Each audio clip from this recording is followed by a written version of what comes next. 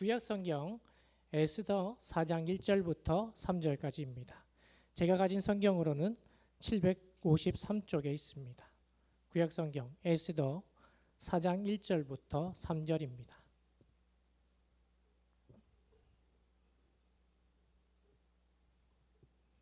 다 찾으셨으면 아멘. 네. 1절부터 3절까지 우리 한 목소리로 합독하도록 하겠습니다. 1절부터 3절입니다. 시작.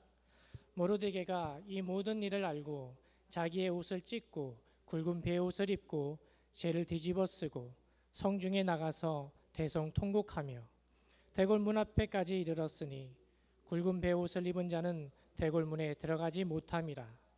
왕의 명령과 조서가 각 지방에 이름에 유다인이 크게 애통하며 금식하며 울며 부르짖고 굵은 베옷을 입고 재에 누운 자가 무수하더라. 아멘.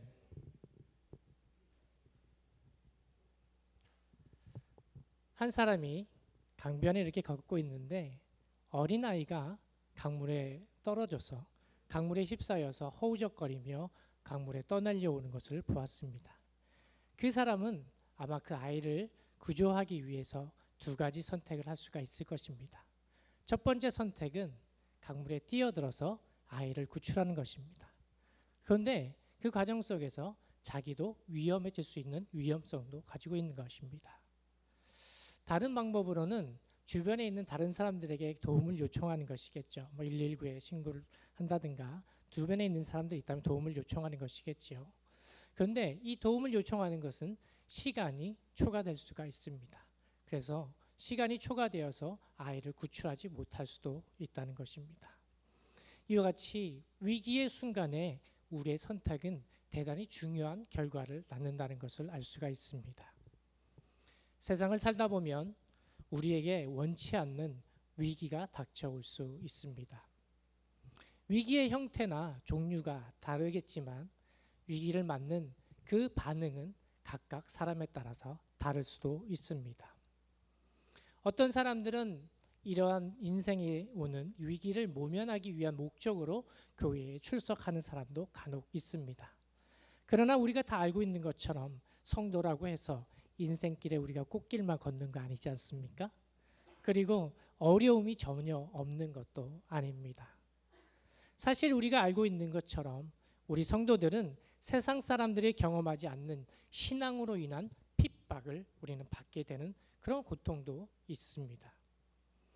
그러나 불신자들과 성도가 다른 면이 있다면 그 위기가 닥쳤을 때 어떻게 반응하느냐, 이것은 불신자와 믿는 자의 차이가 분명할 것입니다. 오늘 우리가 보고 있는 이 말씀은 바사왕 때 아수에로 왕이 하만을 총리로 삼아서 그에게 모든 백성들은 무릎 꿇어 경배하시고 절하도록 그렇게 명령을 내렸습니다. 그러나 바벨론 당시에 유대 땅에서 끌려온 그 문지기인 모르드게만큼은 그 하만에게 무릎 꿇지도 않고 절하지도 않았습니다. 하만의 입장에서 봤을 때 기분 좋았을까요? 나빴을까요? 나빠요. 엄청 나빴을 겁니다.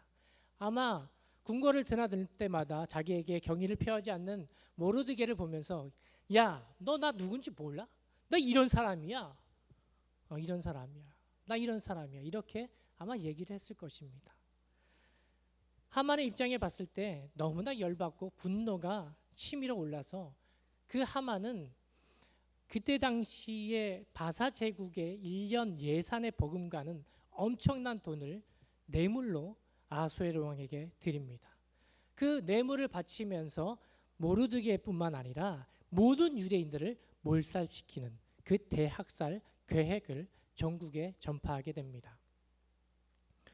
유대인들을 진멸하겠다는 그 집념에 불타고 있는 그 하만의 계략에서 유대민족들이 몰살당할 그 절체절명의 위기에서 모르드게는 어떻게 자신의 그 위기를 반응을 했을까요? 성도들이 위기를 대하는 반응이 어떠해야 되는지 오늘 말씀을 통해서 주님의 음성 듣게 되기를 주님의 이름으로 축복합니다. 그러면 첫 번째로 위기 속에서 성도들의 반응은 어떻게 해야 하는가 따라 하시겠습니다. 첫 번째로 하나님께 겸비하며 회개해야 합니다.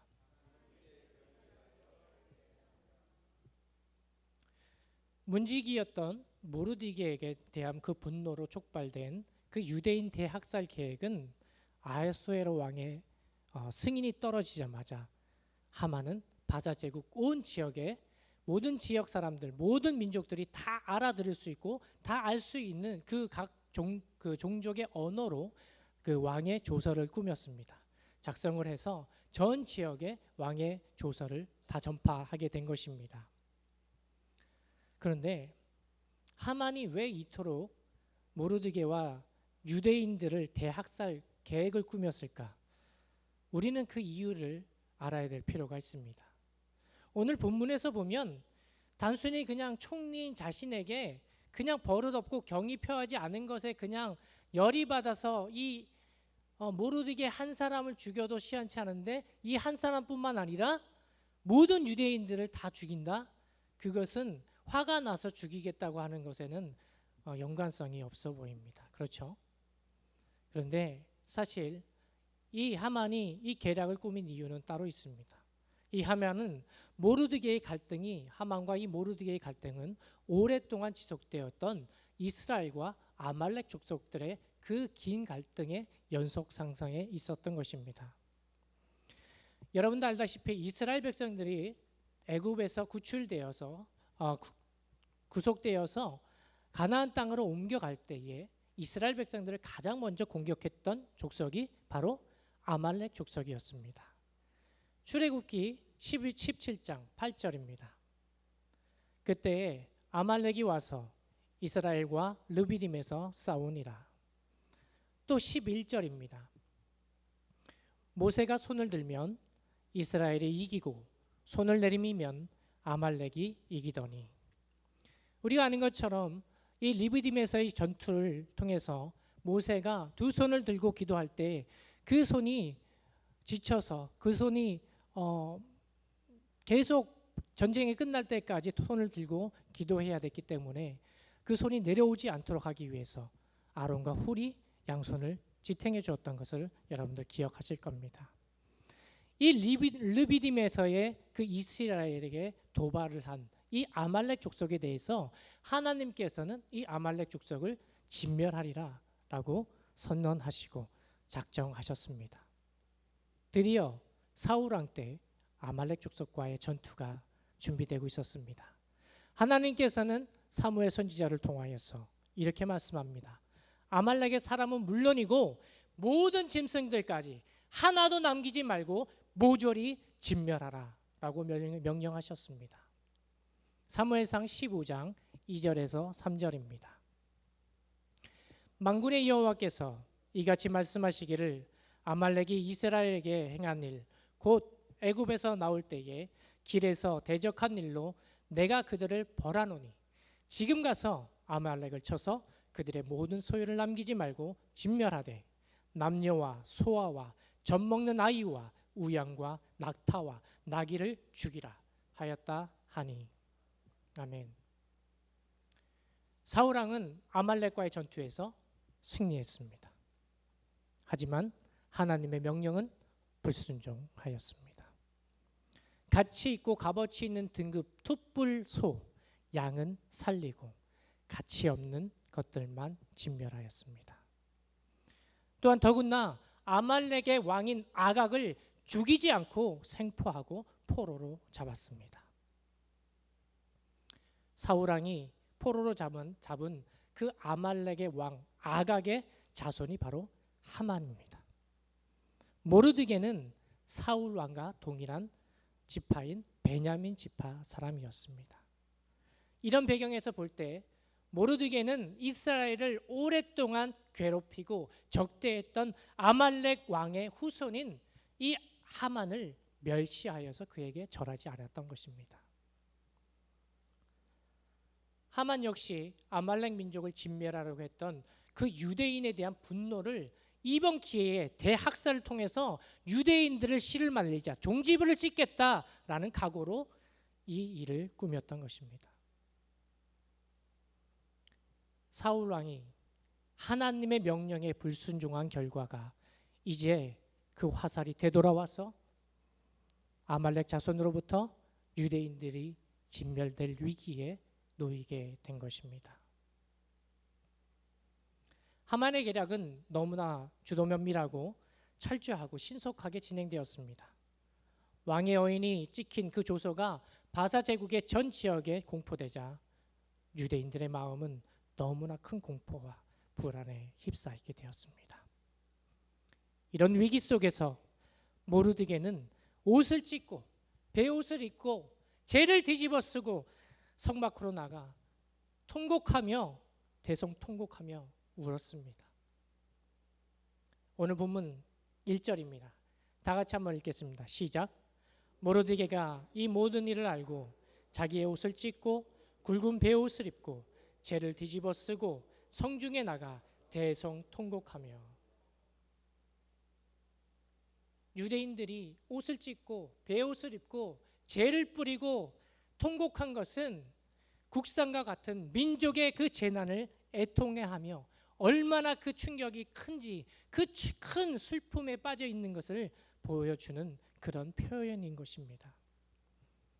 모르드게는 이런 비극이 일어난 것이 결국 이스라엘이, 유대인이 왕이신 하나님에게 불순종하였던 것이고 우상을 섬긴 영적 간음으로 비롯된 것인 것을 알고 있었습니다. 그래서 이 모르드게와 이 유대인들은 절체절명의 위기 속에서 이들은 하나님 앞에 나가 스스로 낮춰 무릎 꿇어 회개하였던 것입니다. 보고 있는 여러분, 우리들의 삶 속에서 어려운 환난이 닥쳐올 때 제일 먼저 생각해야 할 것은 하나님을 떠나 있는 죄를 회개하는 것입니다. 사실 욥기를 보면요, 모든 위기와 환난 이런 것들이 나의 죄가 원인이 되는 거나 죄에 대한 하나님의 심판이라는 직접적인 원인이 아닐 때도 있습니다. 그러나 긍정적으로, 궁극적으로 인간의 죄에 대한 심판이 바로 이런 고난이 온다는 것입니다. 결국은 우리가 범한 죄로 인한 것이 심판, 고난으로 오는 것입니다. 이렇게 말씀드리면 아마 어떤 성도는 이렇게 얘기할 거예요. 목사님, 나는 새벽 예배도 공예배도 빠짐없이 예배 드리고 있고요. 봉사도 또 헌금도 기도 생활도 아주 열심히 하고 있습니다. 나는 한 번도 하나님을 떠난 일이 없는데 왜 나는 이렇게 고난 가운데 있습니까? 이렇게 생각하실 수도 있을 것입니다. 그런데요, 오늘 하나님께서는 나의 죄를 되돌아볼 뿐만 아니라 나라가 병들어가고 고난과 아픔을 당하고 있을 때 너는 눈 감고 외면하지 않았으며 애통하고 민족의 문제를 너의 문제로 생각하고 너의 문제로 알고 너는 회개하였느냐, 민족의 문제를 너는 회개하였느냐 라고 오늘 우리에게 말씀하고 있는 것입니다. 사실 모르드게는 이런 고난을 받을 만한 어떤 잘못을 하지 않았습니다. 모르드게는 포로 생활 중에서도 유대인으로서 율법을 철저하게 잘 지켰던 사람입니다. 또한 내시들이 왕을 암살하려고 했던 그 음모를 알고 왕의 목숨까지 구원해줬던 목숨까지 지켜줬던 사람이었습니다. 그런데 왜 우리 유대인들이 몰살당해야 하는지 너무나 억울하고 원통한 마음이 그의 마음에 들지 않았겠습니까? 당장 왕을 찾아가서 내가 당신의 목숨을 구해준 사람입니다. 그런데 어떻게 우리 민족에 대해서 이렇게 대우할 수가 있습니까? 우리를 살려주십시오. 이렇게 해야 정상 아닙니까? 그런데 모르드게는 왕을 찾아간 것이 아니라 죄를 뒤집어 쓰고 성문 밖으로 나가 하나님께 나가 무릎 꿇고 철저하게 하나님 앞에 회개를 하였다는 것입니다. 여러분, 우리나라의 지금 상황은 전쟁으로부터 안전하고 경제 상황은 너무나 좋아서 서민들이 행복할 정도로 안정적인 것입니까? 환자들이 언제든 응급실과 병원을 찾으면 치료받을 수 있는 이 안전한 의료 체계를 지금 유지하고 있는 상태입니까? 지난 7월 18일 우리나라 대법원이에요. 우리나라 대법원에서는 성소수자인 동성 커플들에게 완전히 환영받고 그들의 환호를 받는 그런 판결이 하나 있었습니다. 그 판결은 무엇이냐면 사실혼 관계에 있었던 동성 커플, 남자 대 남자, 여자 대 여자 동성 커플을 말하는 거예요. 동성 커플의 동거인도 건강보험 피부양자로 자격을 인정해 준 판결이 일어났습니다. 쉽게 말하면 우리나라 민법에는 동성 커플을 인정하지 않아요.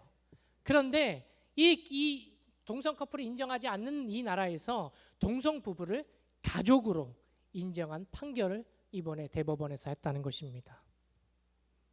여러분, 이 판결을 알고 있는 분들이 있는지 모르겠습니다. 모르고 쉬고 계셨다면, 지금 아셨다면 우리 마음에 어떤 마음이 듭니까?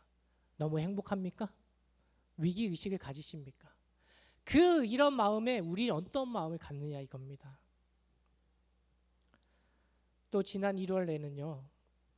교황청에서는 천주교회가 동성 부부에게 축복하는 것을 허용했습니다. 또한 다른 교파 얘기를 해서 죄송한데요. 우리 한국 감리회에 동성애자를 찬성하고 동조했던 이동환 목사를 출교 결정을 내린 적이 있습니다. 이 목사는 동성애자들의 축제인 퀴어 축제 아시죠? 퀴어 축제. 그 퀴어 축제에 동성애자들을 축복하는 축복식을 집례를 했습니다. 그리고 꽃잎을 뿌려주면서 그들에게 축복하는 행위를 여러 차례 반복하고 있었습니다. 천주교뿐만 아니라 개신교에서 동성애를 옹호하고 동성 커플을 위해서 주례하고 축복을 하고 차별금지법을 반대하고 동성애를 반대하는 것에 엄청난 저항을 받고 있는 그게 우리나라 교회 이곳에서 지금 일어나고 있는 일입니다. 얼마 전에 있었던 국가인권위원회 인사청문회가 있었어요.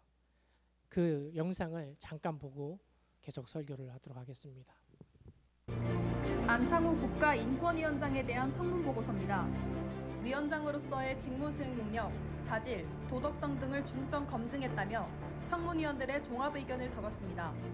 한 문장으로 이뤄진 적격 사유는 안 위원장이 검사와 헌법재판관에 재직했을 당시 근무를 언급했습니다. 반면 부적격 사유는 9가지로 나옵니다. 가장 먼저 편향된 세계관과 종교관이 일반 국민의 상식을 벗어난 수준이라는 평가가 보입니다. 하나님께서 천지를 창조하셨다 그 말씀입니다. 진화론에 대한 과학적 증명이 저는 없다고 생각을 합니다. 소수자에 대한 편견을 가감없이 드러내며 객관적 근거 없이 차별을 선동했다고도 했습니다. 동성애는 사회주의 혁명, 공산주의 혁명의 중요한 핵심적 수단이다. 이런 주장이 있습니다. 여러 가지 상황을 비추어 볼 때 가능성이 제로라고는 저는 생각하지 않습니다. 그러면서 인권 보호의 수상 역할을 할 수 있을지 중대한 우려가 제기된다고 결론냈습니다. 부적격 사유가 상세하게 적혔지만 더불어민주당은 청문보고서 채택 자체를 하지 않기로 했습니다. 반면 대통령실은 윤석열 대통령이 오늘 오전 안 위원장의 임명안을 제거했다고 밝혔습니다.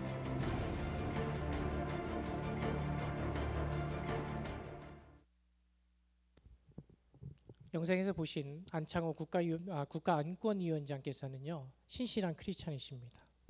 이분께서는 하나님의 말씀을 정확무고한 말씀으로 그가 가지고 있는 신앙의 양심을 가지고 청문회에 참석을 했습니다. 그분은 창조론을 말하고 차별금지법과 동성애를 반대하는 입장을 분명하게 말씀했습니다. 이것에 대해서 얼마나 큰 저항을 받았는지 모릅니다. 이 상황을 보면서 이런 상황을 보면서 내가 지금 먹고 사는데 큰 불편 없으니까 나는 지금 살아가는데 큰 불편 없으니까 이 정도쯤이야 나에 상관없어 라고 강 건너 불구경하듯이 우리는 그렇게 생각하고 있지 않습니까? 바벨론으로 끌려왔던 유대인들이 주전 538년대 고레스 왕 때 고국으로 돌아갈 수 있는 그 기회가 있었음에도 이방 민족 바사 제국의 생활에 안주하면서 그들은 눌러 살기로 결정했습니다. 알고 있는 것처럼 예루살렘에 가면 예루살렘 성도 불태워 없어졌더라더라. 예루살렘 성벽도 무너져 황폐화되었더라. 이런 소문이 무성하게 퍼졌습니다. 예루살렘의 간들, 성정도, 성벽도 무너졌는데 이런저런 신경 쓰느니 야 나는 그냥 이 바사 제국이 좋아. 이곳에서 살 거야. 이렇게 안주하면서 그 땅이 오히려 편안하게 느껴졌던 것입니다. 이와 마찬가지로 나는 삼시세끼 먹고 살고 있으니까, 내 집에서 좋은 차 타고 있으니까, 직장생활 잘하고 편안하니까 청년들이 마약에 병들어가고 나라의 심각한 상황과 한국 교회가 받고 있는 이 위협과 다가올 핍박을 나와 상관없는 일이라고 불신자들처럼 무관심하고 외면하고 있는 모습이 우리의 모습이 아닌지 오늘 하나님께서 우리에게 말씀하고 있는 것입니다. 남자와 여자가 만나서 결혼하여 한 가정을 이루는 이 지극히 당연한 하나님의 창조 질서를 설교하는 게 심각한 저항을 받아야 하는 것인지, 교회가 당면하고 있는 이 상황을 여러분들은 느끼고 있는지 모르겠습니다. 고물가, 고금리, 고환율로 이미 가게는 무너진 가정들이 너무도 많이 있습니다. 북한의 끊임없는 도발로 인해 전쟁의 위협은 날마다 고조되고 있습니다. 그리고 국민을 위해 일한다고 말하면서도 자기 정치 목적에만 혈안이 되고 있고 국민 분열에 혈안이 되어 있는 이 국민 분열을 조장하고 있는 이 위정자들을 보면서 여러분들은 든든하고 믿음직한 그런 마음이 드십니까? 지금은 하나님께 눈물로써 한국 교회와 나라와 민족을 지켜달라고 애통하고 탄식하며 회개의 기도를 해야 될 때인 것입니다. 요한계시록 2장 4절부터 5절의 말씀입니다. 그러나 너를 책망할 것이 있나니 너의 처음 사랑을 버렸느니라. 그러므로 어디서 떨어졌는지를 생각하고 회개하여 처음 행위를 가지라. 만일 그리하지 아니하고 회개하지 아니하면 내가 내게 가서 내 촛대를 그 자리에서 옮기리라. 국가의 저출산 이슈 등 여러 사회 문제와 정치 상황, 그리고 한국 교회가 직면한 위기들을 보면서 나는 살만하니까 안주하고 무관심했던 죄를 회개하지 않으면 에베소 교회의 경고처럼, 하나님께서 에베소 교회에 경고하신 것처럼 오늘 하나님께서는 우리 교회와 우리에게 촛대를 옮기실 수 있습니다. 그러나 하나님께 교회가 임할 때에 환난과 국난을 보면서 주님 앞에 교회와 성도가 무릎 꿇고 회개하면 주님은 다시 교회를 부흥케 하실 것입니다. 환난의 때에 우리 가정과 우리 민족과 우리 나라를 다시 한번 하나님께서는 지켜주실 것입니다. 아멘. 아멘. 우리 삶에서 우리는 너무도 미련해서 한 대 세게 두드려 맞아야 그때 비로소 정신 차리고 하나님을 찾을 때가 장종 있습니다. 근데 사실 그때라도 정신 차리고 하나님 앞에 나와 두 손 들고 무릎 꿇고 회개하면 정말 좋은 믿음입니다. 그러나 그에 앞서서 두 번째로 성도들이 위기 속에서 반응해야 하는 것은 따라하시겠습니다. 하나님께 소망을 두어야 합니다.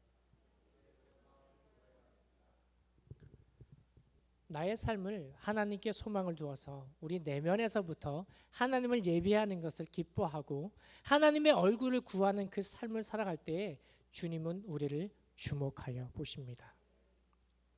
오늘 본문 3절입니다. 다 같이 읽겠습니다. 시작. 왕의 명령과 조서가 각 지방의 이름에 유다인이 크게 애통하여 금식하며 울며 부르짖고 굵은 베옷을 입고 제 누운 자가 무수하더라. 유대인들은 더 이상 안락하고 편한 침실에 누울 수가 없었습니다. 죄를 뿌리고 죄 위에 누울 정도로 그들은 너무나 큰 절망에 빠져 있었습니다. 이 상황을 극복하기 위해서 모르드게는 낙심하고 자포자기하지 않았습니다. 이제 그는 자신의 민족에게 처한 이 절망적인 상황을 극복하기 위한 행동을 해야 했습니다. 모르드게는 이 일이 하만의 음모로부터 시작된 것을 알고 있었습니다. 그래서 그는 이 상황을 피하거나 도망하지 않고 정면 돌파하기로 결심합니다. 굵은 베옷을 입고 대궐문 앞으로 나가 비통한 심정을 적극적으로 항의하고 하나님 앞에서 유대인의 억울함을 호소하였습니다. 왕의 조서에 너무나 나약했던 그 유대인들의 힘으로는 어찌할 수 없습니다. 그래서 다 몰살될 수밖에 없는 이 큰 위기이지만 이 상황을 하나님이 결심하시고 행하시면 반드시 구원하시는 주님의 섭리 안에 있다는 것을 알았기 때문에 그는 하나님에 대한 소망을 가지고 있었습니다. 모르드게는 하나님께서 자기 백성을 악인의 손에 버려두지 않으실 것을 믿음이 있었기 때문에 하나님께 발견되기를 소망하면서 광장으로 나갔던 것입니다. 국가가 위기가 처해지고 이 국가적 위기가 단지 자신과 이 하만과의 관계 때문에 이뤄진 것이 아니라 하나님의 백성을 진멸하려고 하는 그 사단의 괴계인 것을 알기 때문에 이 사단의 괴계에서 반드시 하나님이 보호하시고 하나님의 백성을 지켜주실 것이라는 소망을 가지고 있었던 것입니다. 이런 모르드게의 간절한 소망이 하나님께서 그를 주목하셨습니다. 하나님은 에스더의 시녀와 내시를 통하여서 이 에스더에게 지금 이스라엘 백성들에게 닥친 이 엄청난 사태와 상황을 전하게 되었습니다. 악한 하만의 계략을 하나님께서는 역전시키셔서 하만의 가족은 물론이고 유대인들을 말살하려고 했던 그 세력들을 하나님께서는 제거하여 주시고 자기 백성들을, 하나님의 백성들을 구원하셨습니다. 할렐루야. 에스더서 9장 1절의 말씀입니다. 아달월 곧 12째 달 13일은 왕의 어명을 시행하게 된 날이라. 유대인의 대적들이 그들을 제거하기를 바랐더니 유대인이 도리어 자기들을 미워하는 자들을 제거하게 된 그날에 유대인들이 몰살될 날이 오히려 하만과 악의 세력들이 제거된 승리의 날로 하나님께서는 역전시켜 주신 것입니다. 보기는 여러분, 믿음 생활을 한다고 모든 성도들이 언제나 형통하다면 우리는 아마 하나님을 소망을 하지 않을 것입니다. 어쩌면 건물인 교회가 우상이 될 것입니다. 하지만 현실은 신실한 성도에게도 감당할 수 없는 위기를 맞을 수 있다는 것입니다. 이럴 때 믿는 성도의 유익은 예수 보혈 그 백신에 있습니다. 예수 보혈의 백신에 있습니다. 예수 그리스도께서 십자가에 못 박혀야 할 어떤 죄도 없었지만 빌라도와 유대인 지도자들에 의해서 그들 앞에 섰을 때도 한마디 변명하지 않으시고 오직 우리를 위해 십자가에서 흘리신 그 보혈로 우리는 나음을 입었습니다. 무거운 짐진 자들에게 쉼을 주시고 마음이 상한 자를 고치시고 상처 입은 영혼에게 위로하심으로 위로를 받는 주님의 자녀를 지켜주시는 예수 보혈이 능력인 것입니다. 예수 보혈이 백신인 것입니다. 여러분들 혹시 우리 중에는 집안에 우환이 있다고 해서 점장이에게 가서 점장이에게 묻는 사람 없잖아요. 그렇죠? 네. 지금 이렇게 웃으시는 것은 너무도 당연한 얘기를 그렇게 긴장하시면서 얘기하십니까? 라고 지금 이렇게 웃으시는 거죠. 그렇죠? 네. 그런데 다른 교회는 집안에 문제가 풀리지 않은 문제가 있으면 점장이한테 가서 물으면 안 됩니까? 담임 목사님한테 가서 묻는 그런 교회도 있더라고요. 우리가 환난에 직면했을 때 유력한 권력자나 부자를 찾는 것이 아니라 불편한 상황이나 설령 고난이 반복적으로 일어난다고 해도 오직 하나님께 우리의 소망을 두어야 합니다. 요셉도 비극적으로 형제들에게 팔려서 애굽의 노예로 팔려갔지 않습니까? 그런데 애굽의 보디발의 그 집의 총무가 되었고 또한 보디발의 아내의 그 누명을 씌워서 누명으로 말미암아 또 옥에 갇히는 신세가 되었습니다. 그런데 하나님께서는 이 요셉을 애굽의 총리가 되어서 이스라엘 백성들이 가나안 땅으로 이주할 수 있도록 그 애굽 땅에서 준비케 하셨습니다. 또한 다니엘은 어떤 상황에서도 나는 하나님만 섬기겠노라, 하나님만 섬기겠다고 각오하고 하루에 3번 이스라엘 향해서 기도한 채로 그는 사자의 굴에 던져졌습니다. 그런데 하나님께서는 이 사자굴에 던진 이 다니엘을 건져냈을 뿐만 아니라 그를 던진 다니엘이 하나님을 찬양하게 했습니다. 또한 다니엘을 다시 총리로 회복시켜 주셨습니다. 저와 신실하신 우리 성도님들, 환난이 우리에게 반복적으로 온다 해도 우리가 기억해야 할 것은 하나님을 신뢰하고 하나님을 소망하라는 것입니다. 우리가 포기하지 않으면 이 상황을 하나님께서 붙잡고 반드시 역전시켜 주신다는 그 믿음으로 하나님께 우리 소망을 둡시다. 내가 할 수 있는 것을 모든 다 노력을 했는데도 불구하고 해결되지 않는 문제가 있습니다. 어떤 사람은 이런 시험과 이런 환난을 하나님께서 주신 걸로 생각하고 원망하고 자신을 자책하는 사람들도 있습니다. 그러나 명심하십시오. 선하신 하나님은 아무도 시험하지 않으십니다. 또한 우리가 사단의 시험을 받을 때도 피할 길을 주시고 우리를 능히 감당케 하십니다. 사단은 신실한 성도들을 넘어뜨리고 패배시키려고 내 약점을 이용해서 시험하지만 우리가 굴복하지 않고 하나님의 구원을 소망할 때 결국 하나님께서는 우리에게 승리케 하십니다. 고린도전서 10장 13절입니다. 사람이 감당할 시험 밖에는 너희에게 당한 것이 없나니 오직 하나님은 미쁘사 너희가 감당치 못할 시험 당함을 허락지 아니하시고 시험 당할 즈음에 또한 피할 길을 내사 너희로 능히 감당하게 하시느니라. 할렐루야.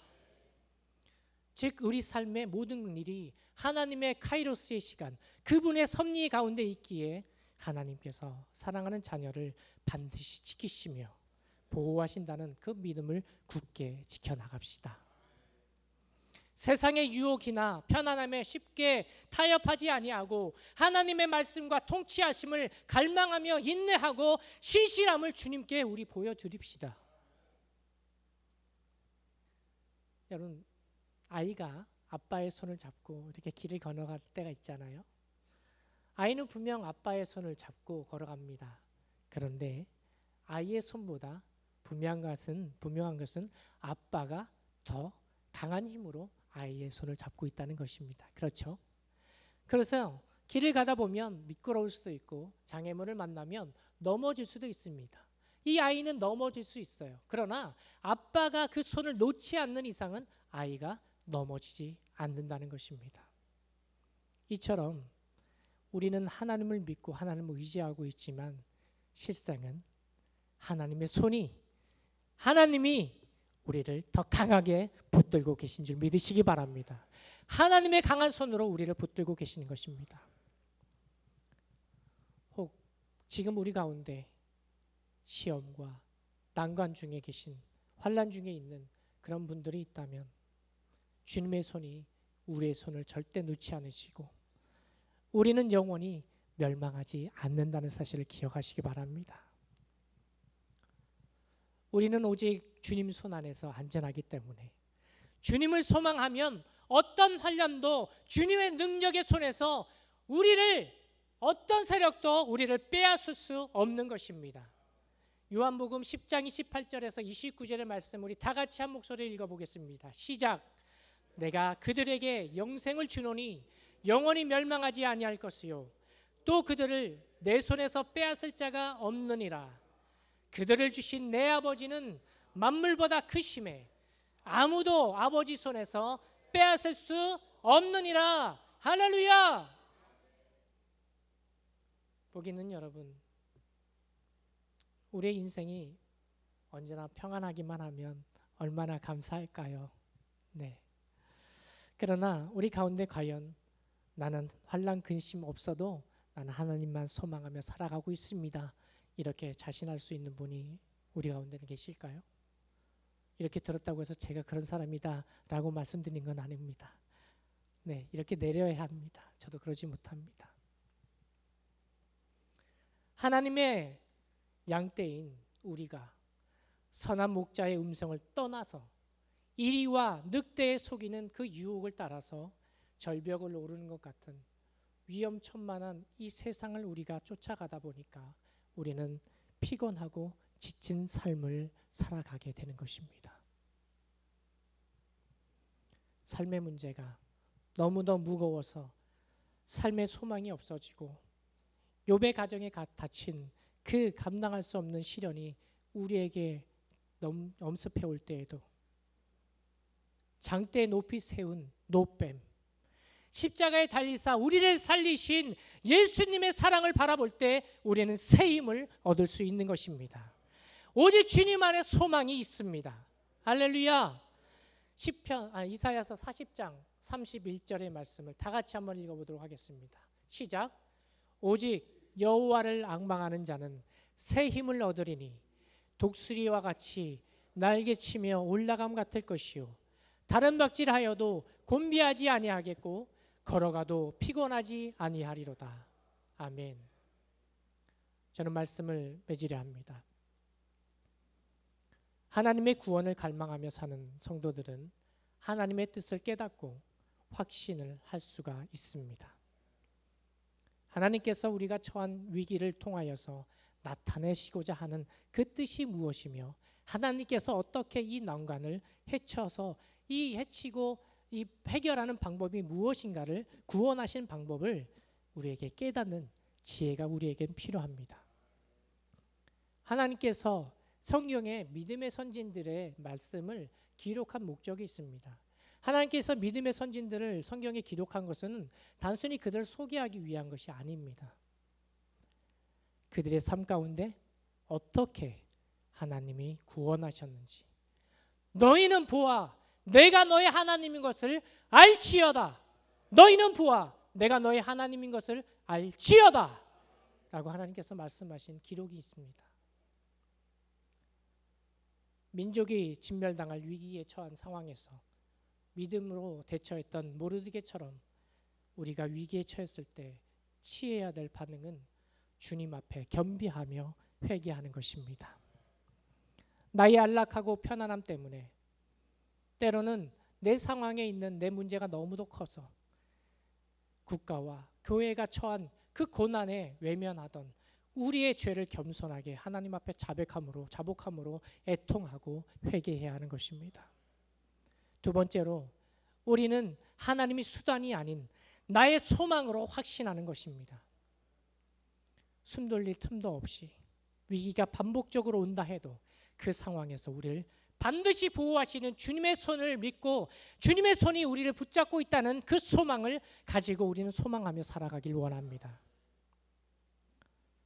볼 수도 없고 비록 보이지 않지만 분명히 살아 역사하시는 주님의 손으로 우리의 손을 붙잡고 계시며 그 붙잡은 손이 이 힘들고 어려운 민족과 교회와 우리 가정의 위기를 반드시 역전시켜 주시는 그 영광의 주님을 보는 우리 모두가 되시길 주님의 이름으로 축복합니다.